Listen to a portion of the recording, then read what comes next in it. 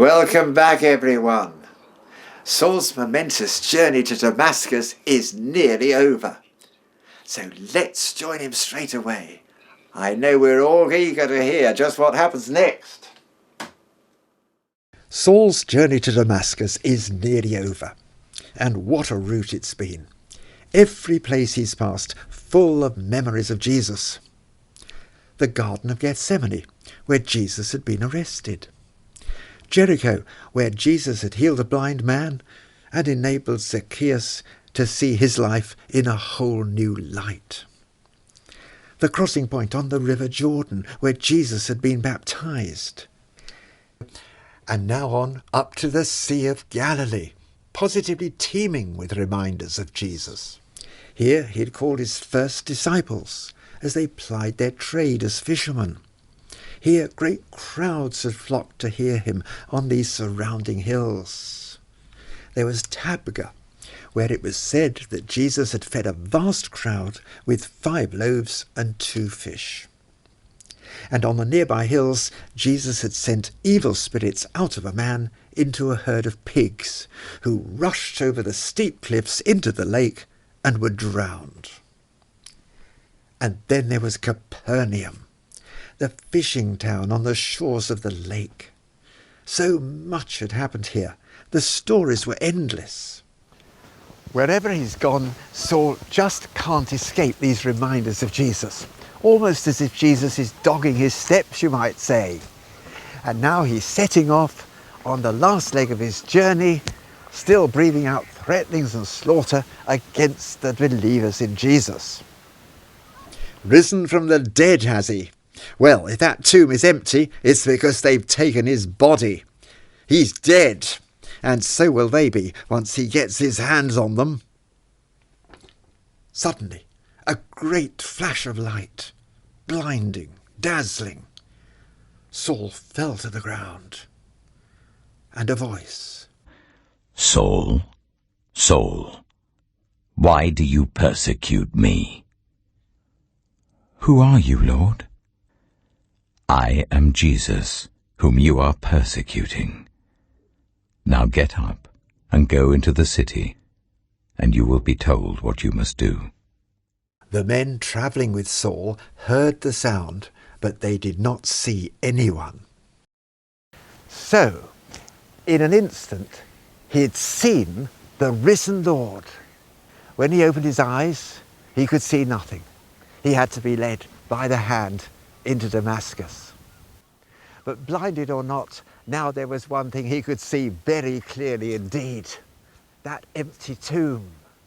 So, the tomb was empty, but not because the disciples had stolen the body. No, it was empty because Jesus had risen, and he, Saul, had seen him in all the glory of heaven. That instant and that revelation were to change his life and world history forever. From that moment, he was to become as bold as Peter in proclaiming the message himself.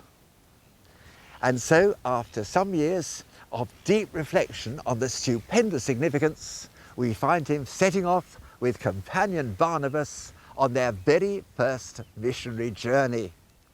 And the very first port of call was the island of Cyprus itself.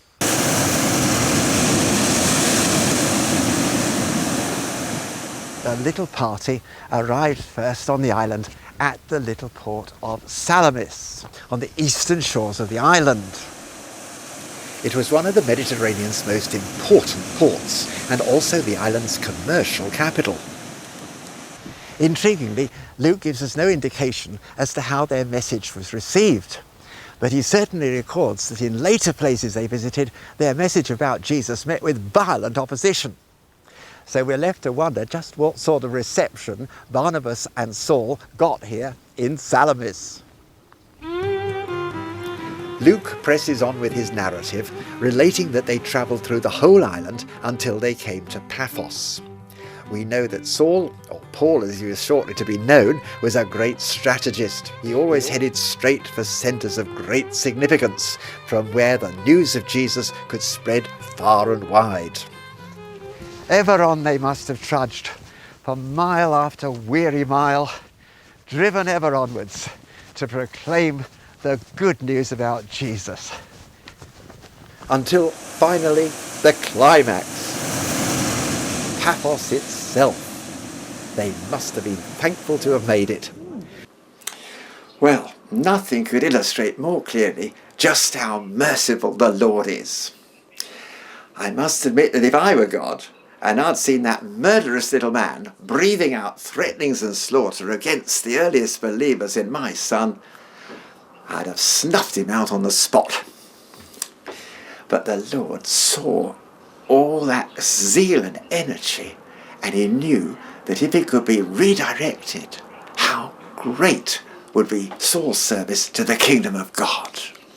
It's a stunning example of the Lord's providence overruling and triumph over evil in someone's life.